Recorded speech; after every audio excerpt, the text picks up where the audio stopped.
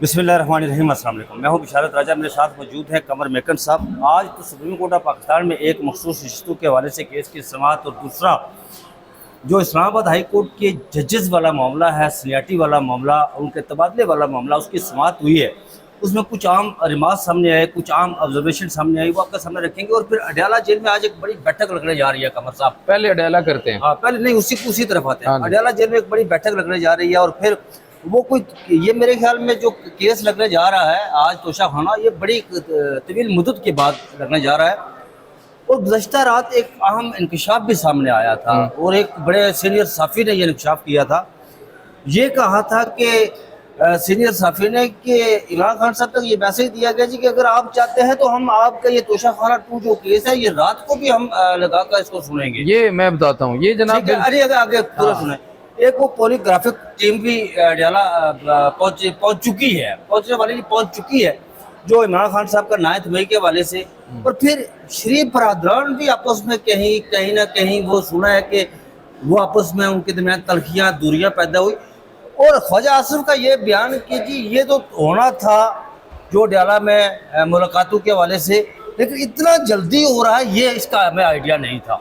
ये बड़े इंकशाफ किया गया ख्वाजा आसिफ साहब की तरफ से। देखिए, नून लीग के अंदर कोहराम तो मचा हुआ है। हाँ, उनके अंदर तजब्जुब है और एक शख्सियत तो ऐसी है, वो इस तरह से गुस्से से तड़प रही है। वो शख्सियत जो है बड़ी अहम शख्सियत है, कोई नोचने के लिए चीज़ नहीं मिल रही। अच्छा। हाँ, वो पता चला कि कोशिश के बावजूद कोई ऐसी चीज़ हाथ नहीं आई जिससे वो नोच के अपना गुस्सा उतार सकते। तो अपना कलेजा तो अपने नाखून से नोचे ना। हो सकता है आप जो इशारा देना चाह रहे हैं वो ना हो, लेकिन तजब्जुब और इस वक्त बेचैनी जो है वो उस लेवल पे पहुंच चुकी है नून के अंदर, और ये हकीकत है। अच्छा, अडयाला की तरफ आते हैं। राजा बिशारत साहब, एक तो तोशा खाना 2 कल भी मुलाकातें होगी और सलमान अकरम राजा साहब की मुलाकात होगी जी। और उसके बाद फिर रात को खबर ये आती है कुछ देर बाद कि तोशा खाना 2 की समाअत होने जा रही है। अब तोशा खाना 2 के अंदर कौन जाता है? वकील भी जाते हैं, फैमिली भी जाते हैं, साफ़ी भी जाते हैं। अच्छा, उसके बाद सबसे अहम तरीन बेसिकली जो आज तोशा खाना 2 की समाअत रखने का मकसद जो मुझे समझ आता है ना, वो था पॉलीग्राफिक टेस्ट। क्योंकि कल इमरान खान साहब ने ये कहा था कि मेरे वकला मौजूद नहीं है, वो जब मौजूद होंगे तो फिर मैं टेस्ट के लिए अपना कंसेंट दूंगा और फिर टेस्ट करूंगा, क्योंकि मेरे वकला नहीं है तो मैं टेस्ट नहीं दूंगा। फिर टीम वापस चली गई थी। तो आज जो 13 रुकनी टीम है ना, वो आज दोबारा पॉलीग्राफिक टेस्ट के लिए जो है वो करेगी, कोशिश करेगी। पहुंच चुकी है वो। जी, उसने अडयाला चौकी पर आज रिपोर्ट करना था और इतलात के मुताबिक वो पहुंच चुकी है। और उसने आज ये तमाम तर जो चीज़ें हैं, मैं मालूमात आपके सामने रख देता हूँ। जी, जो उसके अंदर लोग शामिल हैं, जो लाहौर से टीम आई है ना, उसके अंदर जो लोग शामिल है ना, मैं आपके साथ, ये 13 रुकनी टीम होगी जो 9 मई के हवाले से तकरीबन 11 मुकदमात में तफ्तीशी भी शामिल होंगे। 11 मुकदमात के वो लोग मौजूद होंगे और 9 मई के हवाले से तमाम लाहौर में दर्ज केसेस हैं इमरान खान के ख़िलाफ़। और इसमें तफ्तीशी जो टीम है आएगी लाहौर से, वो थाना सदर बैरूनी की चौकी, अडयाला वाली जो चौकी है, वहाँ रिपोर्ट करेगी और फिर वहाँ से अंदर दाखिले की इजाज़त उन्हें दी जाएगी। अच्छा, उसके बाद जनाब ये 11 अफसरान हैं। 11 अफसरान में तफ्तीशी टीम के अंदर 3 फ्रांसिक एक्सपर्ट भी शामिल हैं। अच्छा, ठीक हो गया सर। उसके बाद अब इनके नाम भी हैं हमारे पास। तफ्तीशी अफसरान में इंस्पेक्टर मोहम्मद आलम लाहौर से आ रहे हैं, मुमताज़ हुसैन, तसद्दुक हुसैन, राना मोहम्मद अरहम, जाहिद सलीम, मोहम्मद फ़याज़, मोहम्मद नवीज़, राना मोहम्मद अकरम अकमल, मोहम्मद सलीम संधू शामिल हैं। फॉरेंसिक टीम के जो तकनीकी माहिरीन हैं उनमें आबिद अयूब, वकास खालिद कुरैशी, उस्मान अहमद खालिद शामिल हैं। और 9 मई के हवाले से ये केसेस है और जिनमें पॉलीग्राफिक टेस्ट करवाना मतलूब है। तो आज तोशा खाना की जो समाअत रखी गई है उसका मकसद भी ज़राए बता रहे हैं कि यही था कि वकला वहाँ मौजूद होंगे। पॉलीग्राफिक टेस्ट टीम जो है वो तकरीबन ज़ोहर के आसपास ये अटैम्प्ट अपनी करेगी और कहेगी कि हमने टेस्ट करना है। लेकिन मुझे क्या लगता है, बल्कि मैं आपको बता दूं इमरान खान साहब क्या कहेंगे। वो कहेंगे ये तो मेरे तोशा खाना वाले वकील हैं, आप 9 मई में लेने आया, 9 मई के तो मेरे वकील ही हो रहे हैं। तो जब 9 मई के वकील यहाँ पर मौजूद होंगे तो आप दोबारा पॉलीग्राफिक के लिए आइएगा, क्योंकि इसके लिए कंसेंट का होना ज़रूरी है। जी। और दूसरी बात राजा साहब, पॉलीग्राफिक टेस्ट की कानूनी हैसियत जो है वो 0/0 है। जी। इसका मकसद अब क्या हो तो सकता है? पूरी दुनिया में ये कहीं ऐसा जी है कि पोलीग्राफी अच्छा, फिर मकसद क्या है? मकसद सिर्फ और सिर्फ साबिक वजीर आजम पाकिस्तान की सबसे बड़ी जमात के सरबराह की तज़हीक और तजलील है। तजलील है। आप उनको लगाए ना यार, पॉलीग्राफिक मशीनें जो जिनके फर्द जुर्म लगनी थी और वो वजीर आजम बन गए थे, हाँ। करप्ट लोगों को लगाएं, मुझे कल एक माफिया को लगाएं, एक दोस्त ने ट्वीट और आपको किया। पता चले मियां साहब को लगाएं कि उन्होंने ऑपरेशन जो है वो डिजाइन किया था या नहीं किया जंगी था, ऑपरेशन, उनसे पूछेंगे, मियां साहब उनको को लगाएं लगाएं। और पूछेंगे यार आपने ऑपरेशन डिजाइन किया था या नहीं किया था, वो सच बताते हैं तो JF थंडर उन्होंने बनाया था JF या थंडर नहीं उन्होंने बनाया, उन्होंने लगाया मियां JF साहब। थंडर आप ऐसे कह रहे हैं उन्होंने बनाया था, वो इत्तेफाक फाउंड्री में बना था। नहीं, वो कह रहे हैं ना मैंने बनाया है। वो अब तो एक आप एक देखिए देखें, क्रेडिट जो है वो जाता है उन्हें इस लेकिन तरह वो से तो जाता मजाइल है, भी बढ़ाते हैं। वो कहते हैं मजाइल भी मैंने बढ़ाए। वो इस तरह से क्रेडिट उनके साथ जाता है। देखिए डिफेंस के जितने भी मामलात होते हैं इसके साथ डायरेक्टली इदारे होते हैं। वजीर आजम इन मामलात में पाकिस्तान जैसे मुल्क में एक डमी से ज़्यादा की हैसियत नहीं होती। हाँ। तो ये मामलात फिर ऐसे ही है। फिर इस तरह तो हम कह देंगे JNC इमरान खान ने बनाया, हाँ, बिल्कुल ठीक है, जिससे उन्होंने गिराए हैं तैयारे।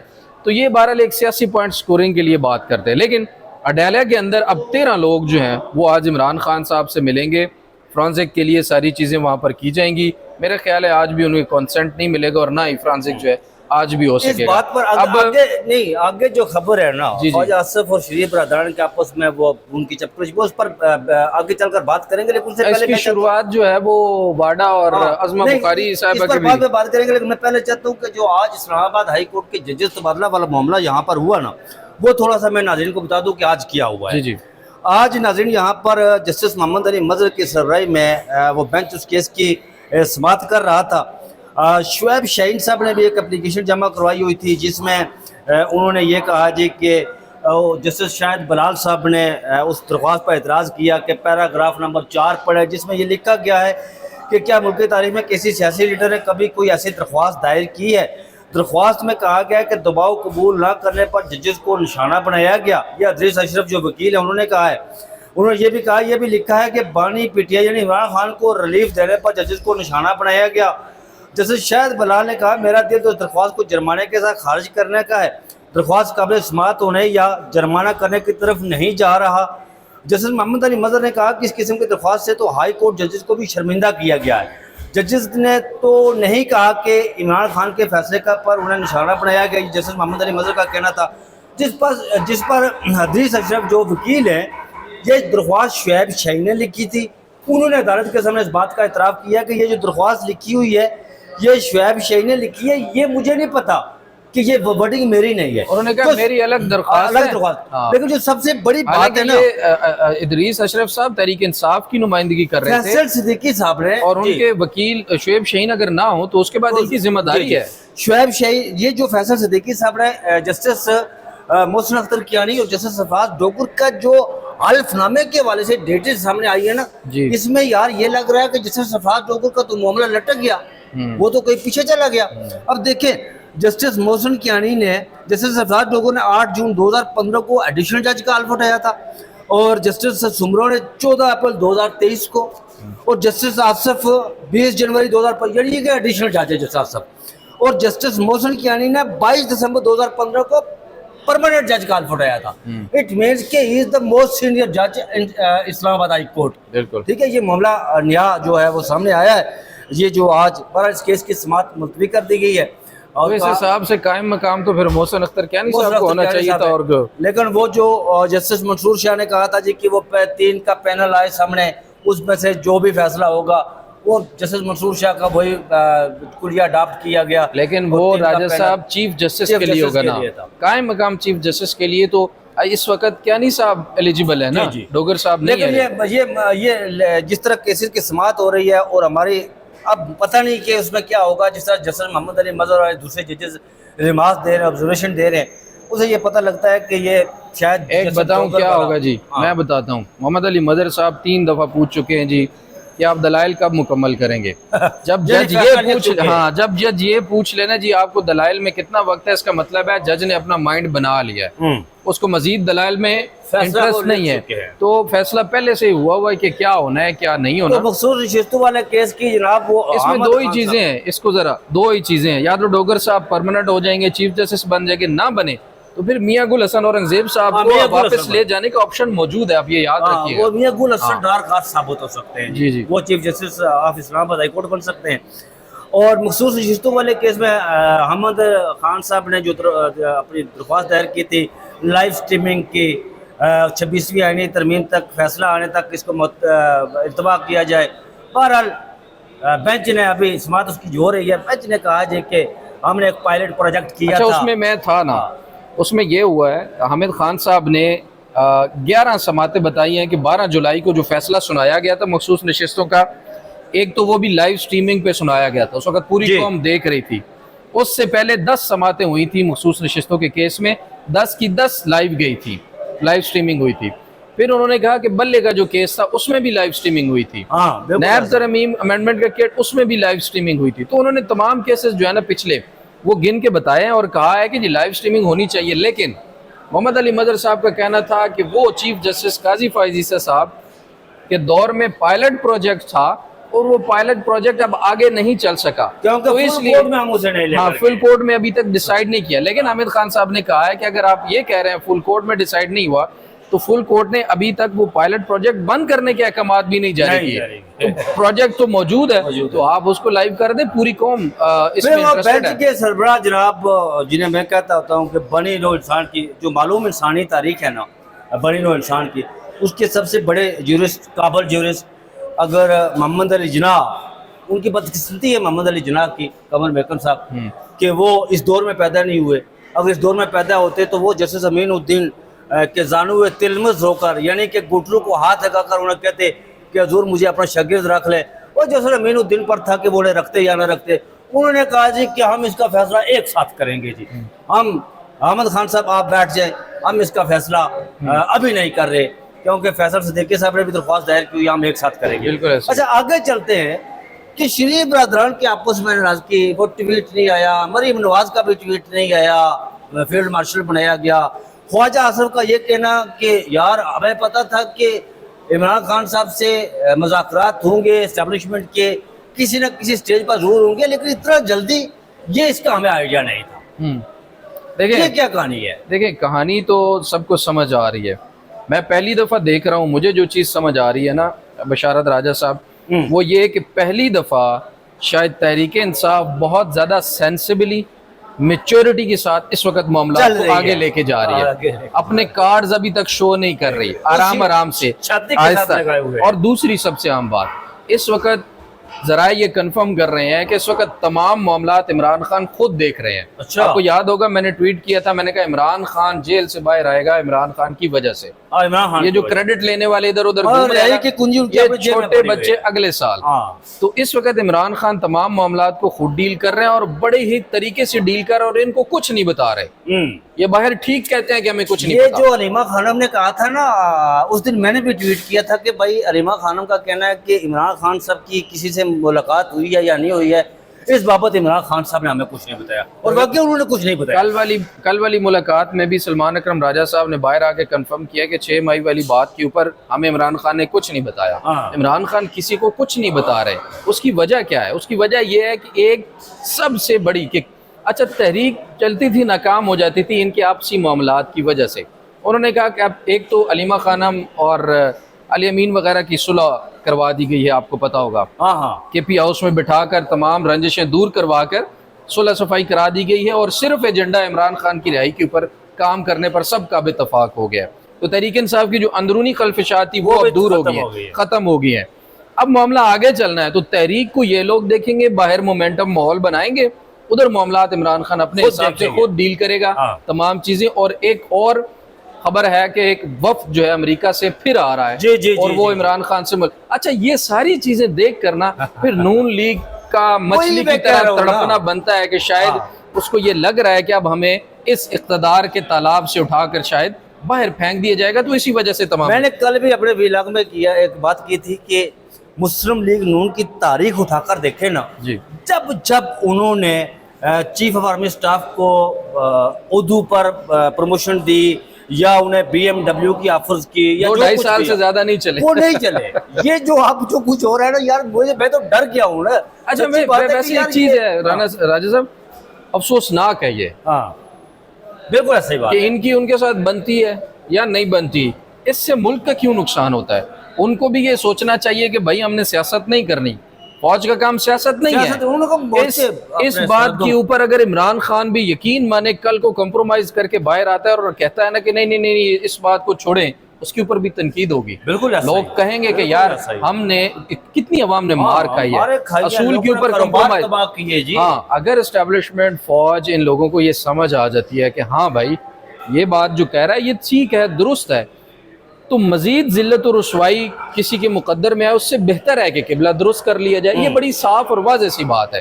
कंप्रोमाइज़ जो है करके नवाज शरीफ आया, टके की इज्जत नहीं रही, टके की सियासत नहीं बची पीछे।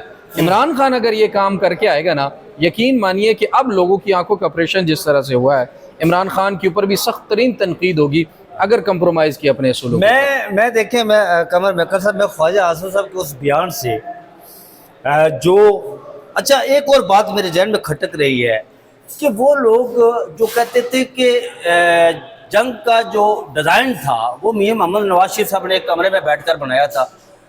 कहीं आपकी नज़र में उन लोगों का कोई बयान गुजरा है कि यार ये फील्ड मार्शल जो किबला सैयद आसम मुनीर मददुल्लाह अली को बनाया गया, ये मियां साहब इसके पीछे ये उन्होंने उनका मनसूबा था या कहीं कोई बयान गुजरा आपकी नज़रों से? नहीं, मैंने अभी तक कुछ ऐसा नहीं देखा, लेकिन नून लीग वालों का दावा है कि मियां साहब किंग मेकर हैं, तो उन्होंने बनाया होगा, हो सकता है कि वो उन्होंने बनाया। उनकी परमिशन से। हाँ, लेकिन ये है कि मैंने मरती क्या ना करती। कल भी मैंने जिक्र किया था कि जनरल मजीद मलिक बड़े करीब रहे मियां नवाज शरीफ साहब के, वो मिनिस्टर भी रहे उनके दौर में। उन्होंने अपनी किताब लिखी है, मैं भी वहाँ मौजूद था।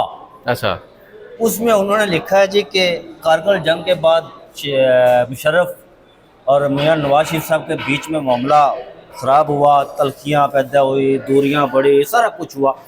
मियां नवाज शरीफ साहब के जो वालिद थे ना मियां मोहम्मद शरीफ, बड़े सियाने आदमी थे, बड़े अक्लमंद आदमी थे। हाँ, उन्होंने जाती उम्रा में जनाब खाना रखा बेगम साहिबा मुशर्रफ का और जनरल मुशर्रफ का, इन दोनों भाइयों को भी बिठाया साथ, और जनरल मुशर्रफ को मियां साहब ने कहा, मियां मोहम्मद शरीफ साहब ने, कि आप मेरे भाई हैं, ये मेरे दो बेटे हैं और ये आपके भी बेटे हैं।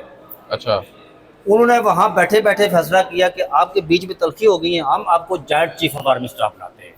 वहाँ बैठे बैठे जनरल मुशर्रफ को जॉइंट चीफ आर्मी स्टाफ बनाया। वहाँ बैठे बैठे फैसला हुआ कि कल जो है आपने जाना है सऊदी अरब मियां साहब के साथ उम्रे पर, बेगम साहिबा मुशर्रफ भी, जनरल मुशर्रफ भी, ये सारे जाएंगे तो मामला ख़त्म। बाकी जो कुछ हुआ वो तारीख है। तो ये जब भी ऐसा होता है ना, तो फिर उसके बाद जो होता है ना वो तारीख है। तो मेरे ख्याल में अभी तक के लिए इतना ही। अडियाला से जब कोई खबर आएगी मजीद तो हम, मेरे जहन में कुछ चीज़ें आ रही थी, वो बताएं। एक दौर था, एक वक्त था, तो अयाज अमीर साहब डॉन में लिखा करते थे। हाँ, तो वो लिखते थे फील्ड मार्शल, अयूब पहले खान। भी गुजरे हैं ना, तो हाँ। आगे फिर लिखते थे फील्ड मार्शल अयूब खान, फिर comma bracket self appointed, self appoint. और फिर आगे पूरी खबर या जो भी मामलात होते थे वो लिखते थे। तो नून लीग कल से एक और जो है ना वो कर रही है, बयानियाँ बनाने की कोशिश कर रही है कि अयूब खान को तो उन्होंने खुद लगाया था फील्ड मार्शल, तो इनको काबीना ने लगाया है। हाँ। तो सोशल मीडिया के ऊपर काफ़ी इस पर बातचीत हो रही है। तो इल्ज़ाम चूँकि है इस वक्त नून लीग और इस्टेब्लिशमेंट के ऊपर 8 फरवरी के इंतखाबात का, तो लोग अब ये कह रहे हैं कि भाई फिर काबीना किसने बनाई है।